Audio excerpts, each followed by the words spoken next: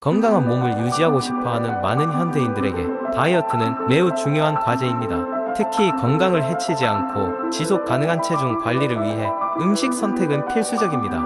이번 썰에서는 다이어트 중인 사람들이 장바구니에 꼭 넣어야 할 슈퍼푸드 10가지를 선정해 보았습니다. 첫 번째로 고려해야 할 것은 케일입니다. 케일은 칼로리가 낮고 다양한 비타민, 미네랄을 포함하고 있어 영양가가 매우 높습니다.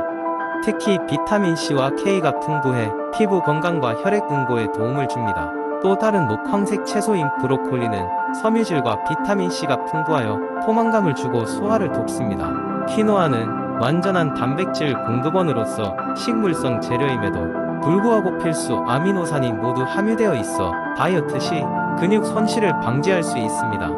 또 다른 곡물로는 귀리가 있는데, 귀드는 수용성 식이섬유 베타글루칸이 많아 콜레스테롤을 낮추고 혈당 수치를 안정화하는 데 도움을 줍니다.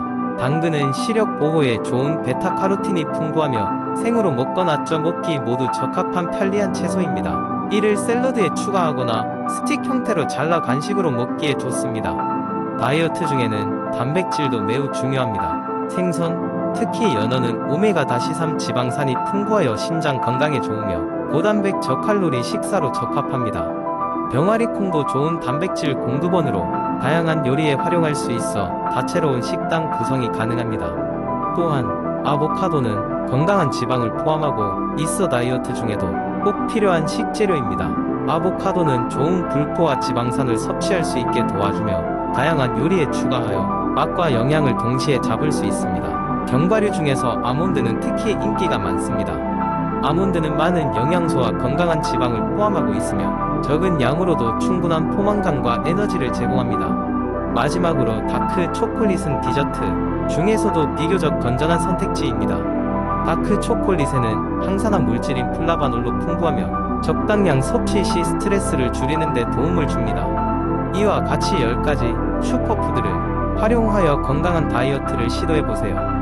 이들은 각각 고유의 영양학적 장점을 가지고 있어 다이어트 중에도 풍부한 영양을 공급할 수 있는 비결을 제안합니다. 두 번째 이야기, 옛날 어느 마을에는 항상 마음의 평화를 찾지 못해 괴로워하는 한 남자가 살고 있었습니다. 그는 극심한 스트레스를 겪고 있었으며 이로 인해 불면증과 만성 두통에 시달리고 있었습니다.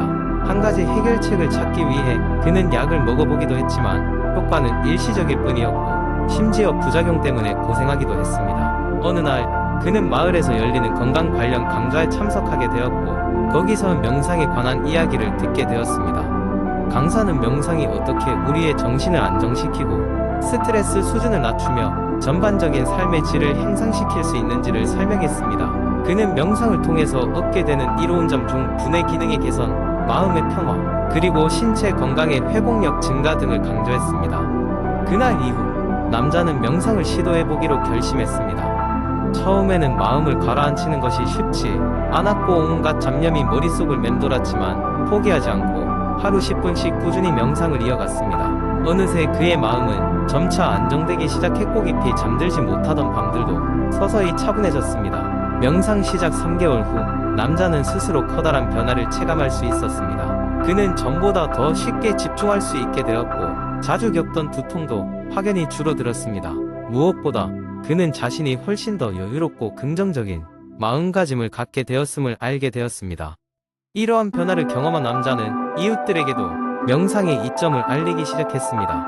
그의 이야기와 경험담을 듣고 명상에 관심을 갖게 된 사람들도 하나둘씩 명상을 시작했고 그들 또한 스트레스 관리와 마음의 평화, 그리고 건강 증진의 효과를 느끼게 되었습니다. 이렇게 그 마을에는 명상 덕분에 정신적, 육체적으로 복원이 되는 사람들이 점점 늘어났습니다. 남자는 이제 더 이상 강박적인 생각이나 만성 질환에 시달리지 않고 매일 아침 명상으로 하루를 평화롭게 시작하며 그 순간순간의 기쁨과 고요를 만끽할 수 있었습니다. 결국 명상은 단지 건강을 위한 방편이 아니라 그의 삶 자체를 보다 풍요롭게 만드는 소중한 일상의 일부가 되었습니다. 모든 것을 담아낼 수 있는 빈잔처럼 그는 명상을 통해 새로운 하루의 시작, 그리고 마음의 평안을 가져오는 방법을 배울 수 있었던 것입니다. 세 번째 이야기, 몇 년 전의 일이 떠오른다. 항상 아침에 일어나면 몸이 찌뿌드드하고 머리가 무거웠다. 그런 나의 일상을 변화시킨 것은 바로 아침 운동이었다. 어느 날 새벽 일찍 일어난 나는 동네 공원을 산책하기로 결심했다. 첫날엔 겨우 20분 정도 공원을 돌며 걷기 시작했다. 차가운 새벽 공기와 함께 시작한 그 산책은 처음에는 큰 변화를 주지는 않았지만 이상하게도 기분이 상쾌해졌다. 그 다음 날부터는 조금 더 새로운 운동법을 시도하기로 마음먹었다. 그때 한 친구가 추천해준 옵은 아침 요가 비디오를 따라 해보았다. 처음엔 엉성하게 하던 나의 동작들도 점차 유연해지기 시작했고 무엇보다 몸의 긴장감이 서서히 풀리는 것이 느껴졌다. 그 요가 시간은 단순한 스트레칭을 넘어서 내 머릿속의 복잡한 생각들까지 정리해주는 것 같았다. 일주일이 지나니 조금 더 욕심이 생겼다. 아침 운동을 조금 더 진지하게 확장해보자는 마음이 들었다. 그래서 수영을 시작했다. 아파트 근처에 있는 수영장 회원권을 끊고 매일 아침 30분간 수영을 하기로 마음먹었다. 물속에서의 부력 덕분인지 관절이 전혀 무리하지 않으며 운동할 수 있었다. 한번 수영을 끝내고 나면 온몸은 활기가 넘치고 머릿속은 맑아졌다. 이제는 수영 후 공복을 채우기 위해 나름 직접 만드는 건강한 스무디 한 잔이 나의 아침 루틴에 추가되었다. 결국 나의 아침 운동법은 걷기, 육아, 수영, 그리고 건강한 아침 식사로 완성되었다. 특별한 날에는 가끔 조깅을 하거나 자전거를 탈 때도 있다. 물론 처음 며칠은 아침 일찍 일어나는 것 자체가 힘들었지만 몸이 점점 가벼워지고 활기차지는 것을 느끼며 나는 점점 더 아침 운동에 빠져들었다. 그로부터 몇 달이 지나자 내 몸은 물론이고 마음에도 큰 변화가 생겼다. 전보다 더 많은 에너지가 생겼고 집중력도 눈에 띄게 향상되었다. 스트레스가 전보다 덜했고 닥쳐오는 문제들에 더 긍정적이고 침착하게 대처할 수 있게 되었다. 아침 운동 덕분에 나는 날마다 활기찬 하루를 시작할 수 있게 되었고 그것은 단순한 한낮 운동 이상의 가치가 있음을 깨달았다. 새로운 날을 맞이할 때마다 아침 운동으로 내 몸과 마음을 일깨우는 이 시간이 얼마나 소중한지 느낀다. 결국 모든 것은 작은 변화에서 시작된다는 것을 깨달았다. 오늘도 나는 또 다른 활기찬 하루를 위해 아침을 향해 나아간다. 네 번째 이야기, 우리는 모두 건강하고 오래 사는 삶을 꿈꿉니다. 하지만 이러한 꿈은 계획과 노력이 뒷받침되어야 현실이 됩니다. 100세까지 건강하게 사는 비결에 대해 깊이 있는 이야기를 들려줄 때가 온 것 같습니다.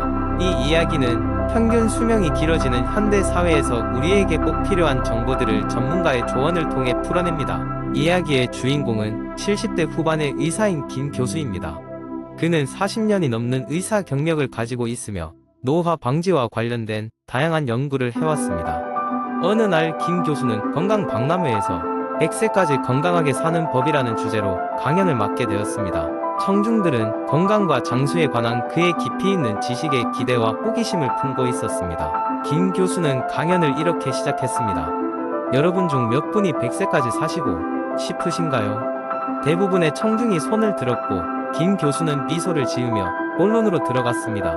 사람마다 다르겠지만 100세까지 건강하게 살기 위해서는 몇 가지 중요한 요소들이 있습니다. 첫째는 바로 식습관입니다. 우리의 건강은 우리가 매일 먹는 음식으로부터 시작됩니다. 그는 천천히 이야기를 풀어나갔습니다. 현대인들은 가공식품과 빠르게 조리할 수 있는 음식들에 의존하는 경우가 많습니다. 이런 음식들은 때로 편리함을 제공하지만 장기적으로 건강에 해롭습니다. 따라서 신선한 채소와 과일, 통곡물, 건강한 지방을 섭취하는 것이 중요합니다. 그리고 무엇보다도 자연 그대로의 음식을 섭취하여 우리 몸이 필요로 하는 영양소를 충분히 공급하는 것이 중요함을 강조하고 싶습니다. 김 교수의 말은 단순히 이론에 그친 것이 아니었습니다. 그는 자신의 일상 속에서 이러한 원칙을 지키며 살았습니다. 매일 아침 일찍 일어나 채소와 견과류, 통곡물 위주의 아침 식사를 하고 시간이 날 때마다 직접 텃밭을 가꾸어 신선한 식재료를 섭취했습니다. 이는 그가 실천하는 건강 비결의 일부에 불과했습니다. 또 한 가지 그는 운동의 중요성을 강조했습니다. 건강하게 오래 살고 싶다면 규칙적인 운동만큼 중요한 것이 없습니다. 라고 그는 단호하게 말했습니다. 좌식 생활이 점점 증가하는 현대 사회에서는 운동 부족으로 인한 질병의 위험이 커지고 있음을 지적하며 김 교수는 매일 적어도 30분에서 1시간 정도 꾸준히 운동할 것을 권장했습니다. 운동은 단순히 체중을 줄이는 것이 아니라 우리의 모든 신체 기능을 최상으로 유지하게 도와주는 역할을 합니다. 특히 나이가 들수록 근력 향상 운동과 유산소 운동을 병행하는 것이 중요합니다. 이어 그는 정신 건강의 중요성을 언급했습니다. 우리는 종종 신체 건강만을 생각하고 정신 건강을 간과하곤 합니다. 하지만 정신 건강 역시 장수와 직결된다는 것을 꼭 기억하세요.